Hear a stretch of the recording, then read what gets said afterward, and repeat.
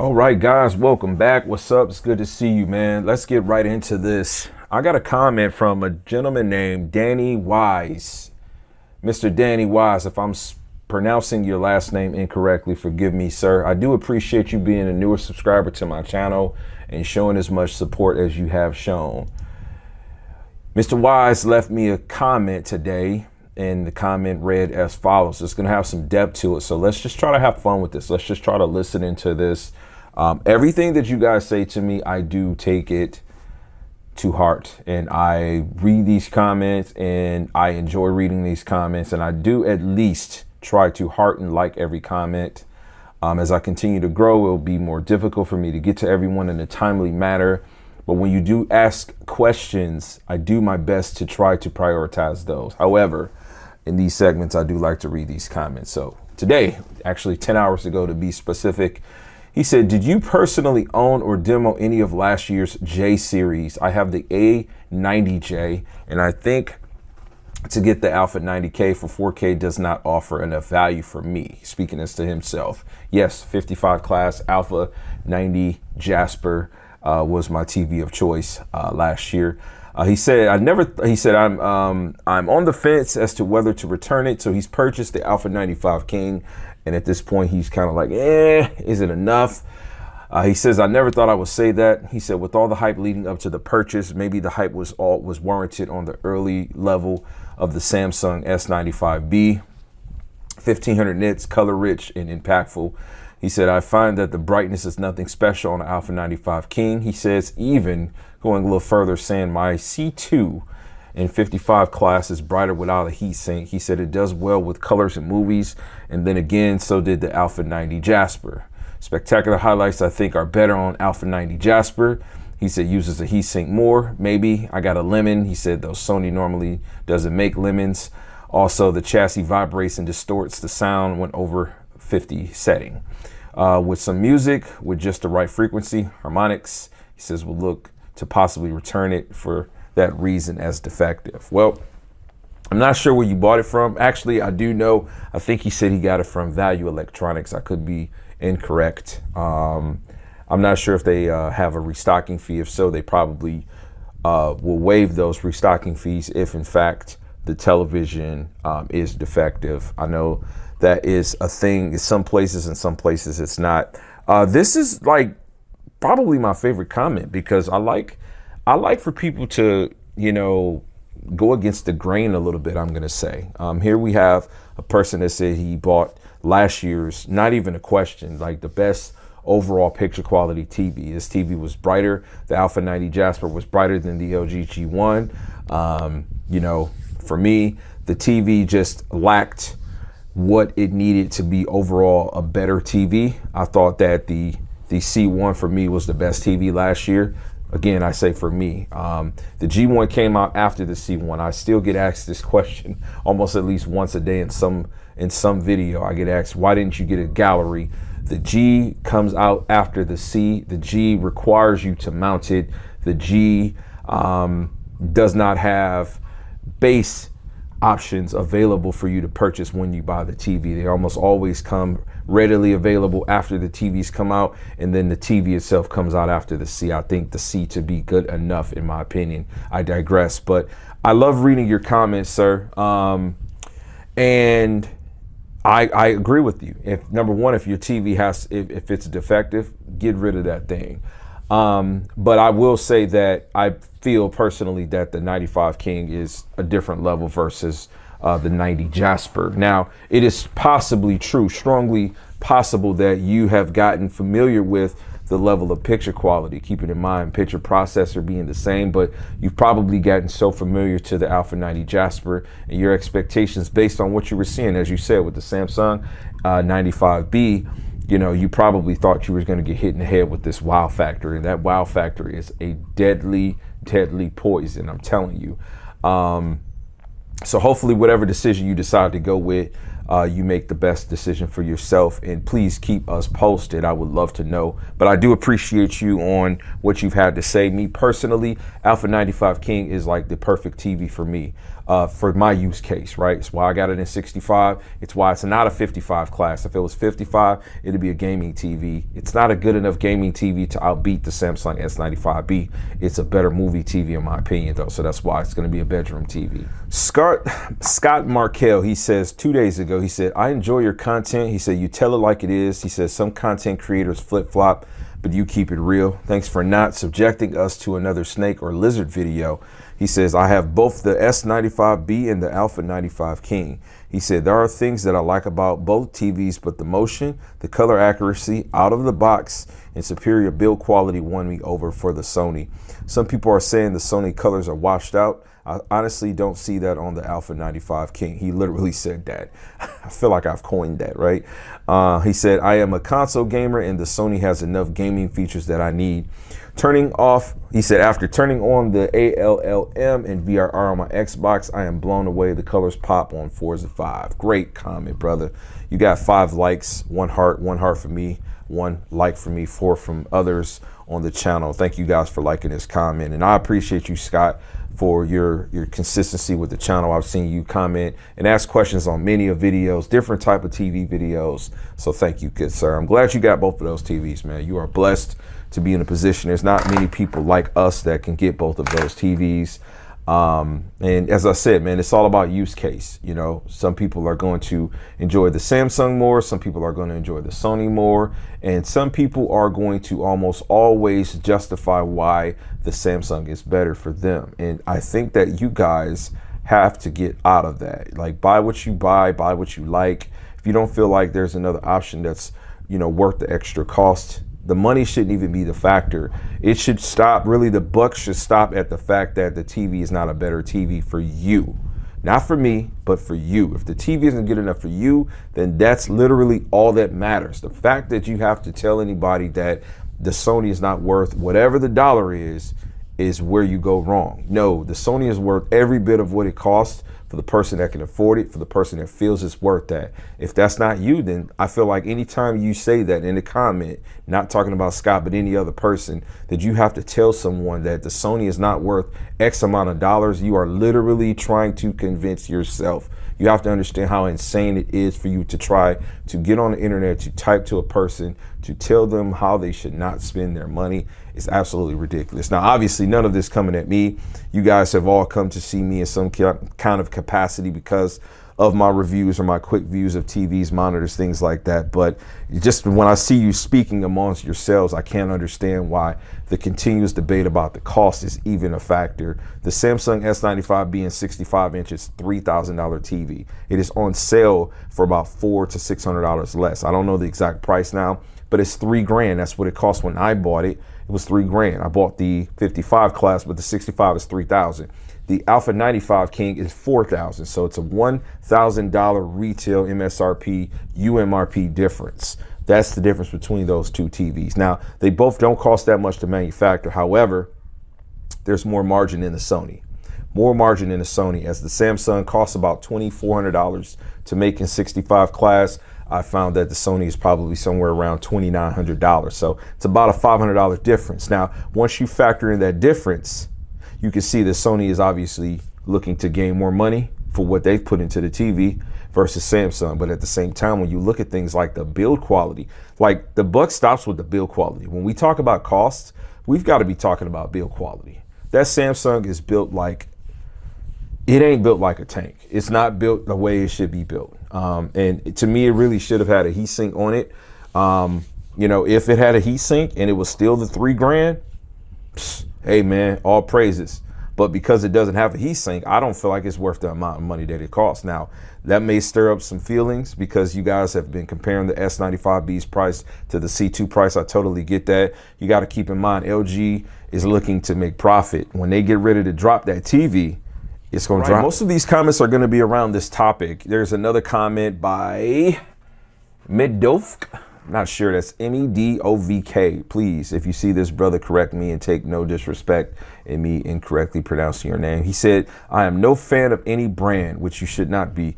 He said, but I do firmly believe that this is pure use case choice. He said $1,000 more for two HDMI 2.1 and no game bar is not a particularly practical choice for a gamer with more than one platform. Having both the PlayStation 5, Xbox Series X, and PC is not really all that hard to have. So you do need 4 ports to have if you have a sound bar. Okay, great comment. It's an excellent comment. So here we're speaking. I'm glad you said $1,000 and not like 1,400 or 1,600 more, because you look at, you got to look at the fact that the Sony is now just a week old, right? It's not going to be on sale. Obviously it's 4,000. The Samsung is 3,000 in the same size. It's on sale. We know it's on sale, but at any time the sale can end and then we'll be back to comparing them at $1,000. So what he's essentially saying is for $1,000 more, the fact that there is no game bar, which is purely got something to do with their lack of modifying their Google OS to support frame rate counters and quick selects for you to be able to turn on and off VRR. He's also speaking about the fact that you are limited to 2 HDMI 2.1 ports. I do have to also speak that Sony has not been leading the charge in producing receivers that have these features, right? They have not produced a receiver that I've seen, at least, that has multiple HDMI 2.1 ports. So it does put you in a really tight situation where you're not able to really utilize the connectivity of the different devices as you want. Obviously, the company probably wants you to buy the PlayStation 5 and they want to make their TVs the premium way to play on their system. So their thought is probably, hey, you buy a PlayStation 5, you got 1 port for 4, and you got a receiver, probably a Sony receiver, you've got a 3. I think it's extremely cocky. But also, you know, I've seen that they've been limited to whatever the chips that they have, which apparently Panasonic has the same situation. It is something that I'd like to see change. Do I feel like the TV should be cheaper because it's only 2? No, because like I said in the other video, the A90J last year, 65 inch was $4,000. I was saying 5,000, but I didn't mean to say 5,000. It was $4,000. So did we feel like the A90J was worth it last year? You know, when it came out, variable refresh rate was not an option, and it has some other issues for gaming. This year, the Alpha 95K is a better TV for gaming than last year's anything was, and you are all looking at the same ports, but you're at the same cost too. So like I said, I tell people that I always compare the price of Sony with other Sonys. I look at what they're offering this year versus what they offered last year.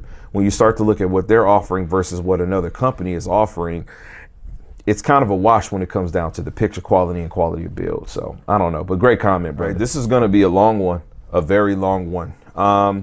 This is by Xbox Live Dynamatrix. We were actually in the chat talking last night on KG's video, man. So I had a good time sitting in his stream. He had a guest there. I was hoping that I could have gotten an invite to that, or I should have probably sent him a message, because I know that he doesn't have the TV yet. And the guest that had it, I guess they had a screen share with him showing the TV.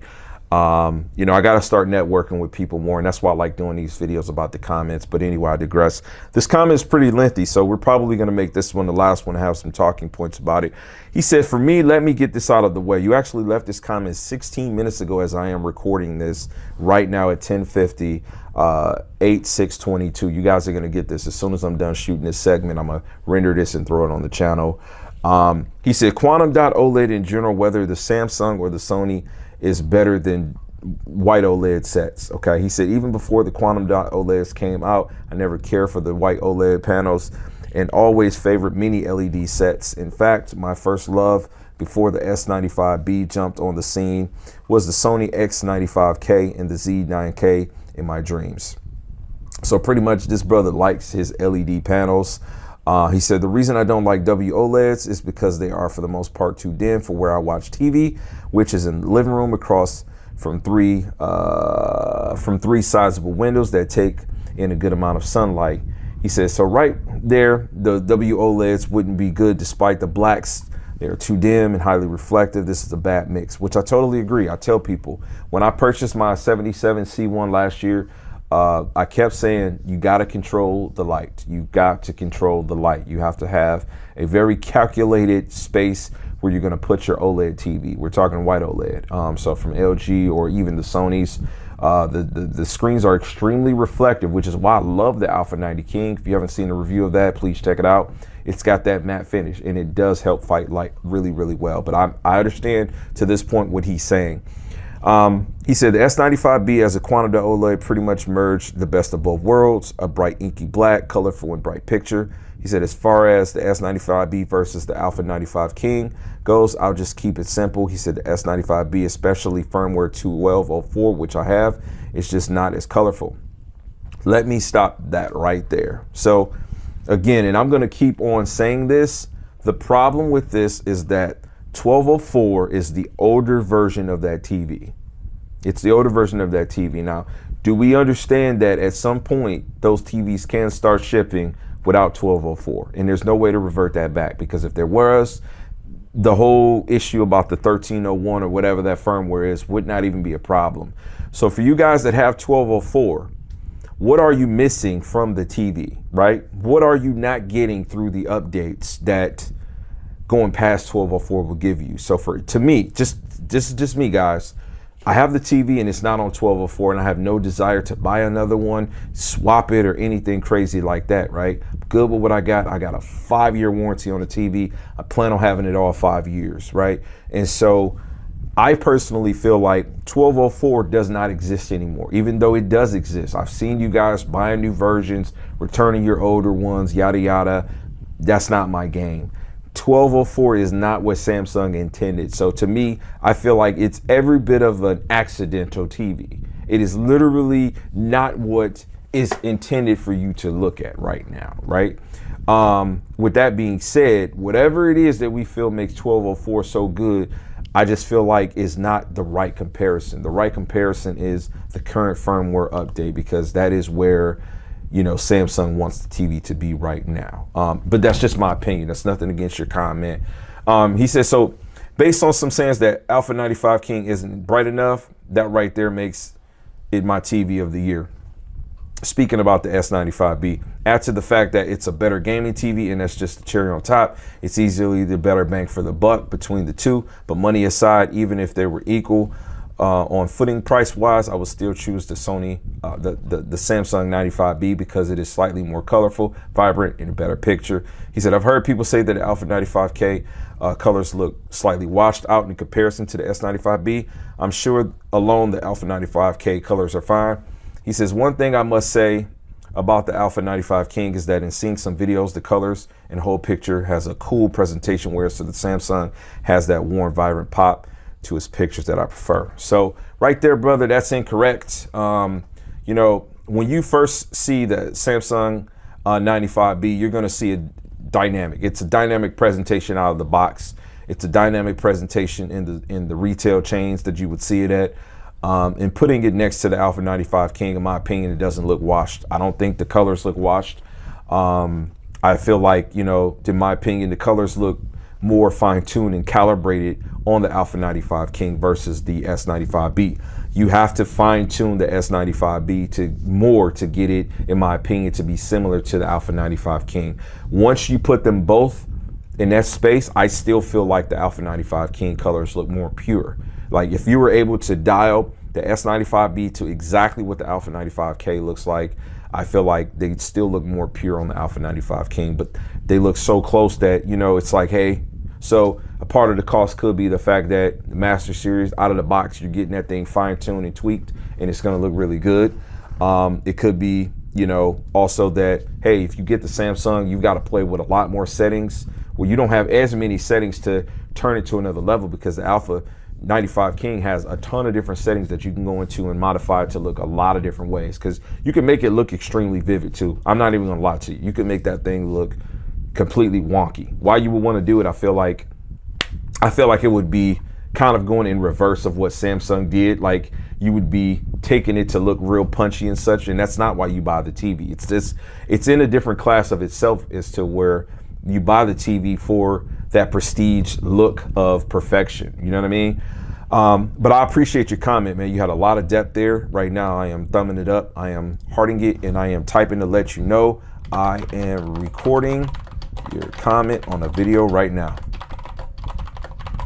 Guys, that's going to wrap it up for this video, man. Listen, Mr. Danny, thank you for the inspiration. You are the reason that I felt motivated to do this video. Other than the fact that I am literally trying to hit you guys with a video every day. So right now the rush is to see if I can get it rendered and uploaded within an hour, because it'll be 12 o'clock and I do have a car video that is set to premiere at 8 a.m.